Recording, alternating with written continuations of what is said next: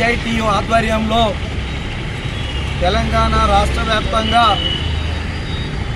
RTC కార్మిక సంఘాలపై ఆంక్షలను ఎత్తివేయాలని చెప్పేసి తక్షణమే గుర్తింపు సంఘం ఎన్నికలు నిర్వహించాలని చెప్పేసి ఈరోజు మొత్తం కూడా అన్ని డిపోల ముందు ధర్నా కార్యక్రమాలు నిర్వహించడం అనేది జరుగుతూ ఉంది.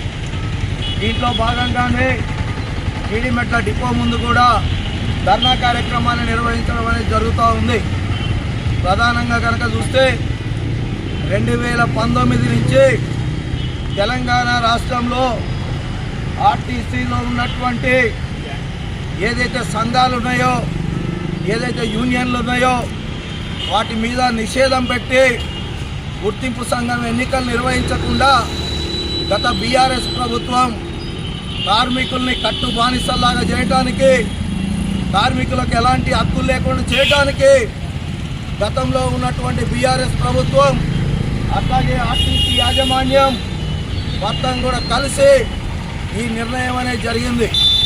2019 దగ్గర నుంచి 2023 ఎన్నికల వరకు ఇలాంటి ఆంక్షలే కొనసాగినాయి.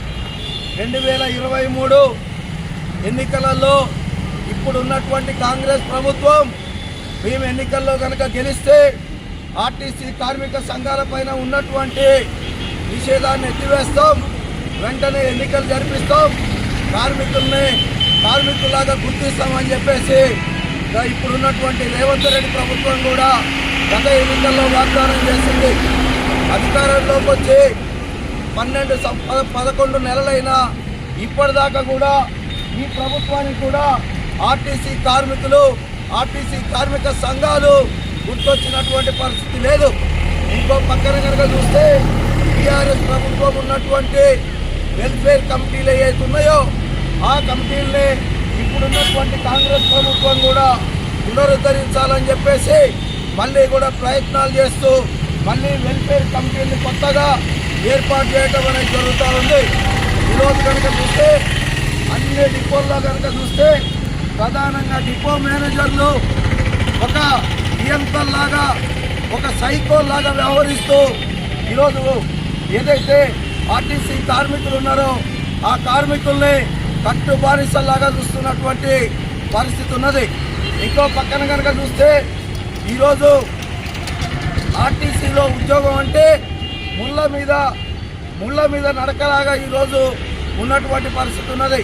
మొత్తం కూడా నెలలో ఒక్కరోజు లీవ్ కూడా ఆర్టీసీ యాజమాన్యం కార్మికులకు ఇస్తున్నటువంటి పరిస్థితి లేదు. ఆర్టీసీలో ఉన్నటువంటి ఖాళీని మొత్తం కూడా భర్తీ చేయకుండా ఉన్నటువంటి ఉద్యోగస్తులతో ఈరోజు వెట్టి చాకిరీ చేపిస్తున్నటువంటి పరిస్థితి ఉన్నది. ఇంకో పక్కన కనుక చూస్తే మహిళా కార్మికులు ఈరోజు నైట్ 11, 12 దాకా కూడా ఈరోజు డ్యూటీలో ఉంటున్నటువంటి పరిస్థితి ఉన్నది. అలాంటి ఆంక్షల్ని వెంటనే ఎత్తివేసి ఆర్టీసీ కార్మిక సంఘాలకి వెంటనే వెరిఫికేషన్ ఎన్నికలు నిర్వహించాలని చెప్పేసి సిఐటియు ఆధ్వర్యంలో ఈ ధర్నా కార్యక్రమం నిర్వహిస్తూ ఉన్నాం. రానున్న కాలంలో కనుక ఆర్టీసీ యాజమాన్యం ప్రభుత్వం కనుక దిగిరాకుండా ఇదే నియంతృత్వంగా కనుక కొనసాగితే ఖచ్చితంగా ఆర్టీసీ కార్మికులతోటి పెద్ద ఎత్తున ఉద్యమం చేస్తామని చెప్పేసి ఈ సందర్భంగా తెలియజేస్తా ఉన్నాం.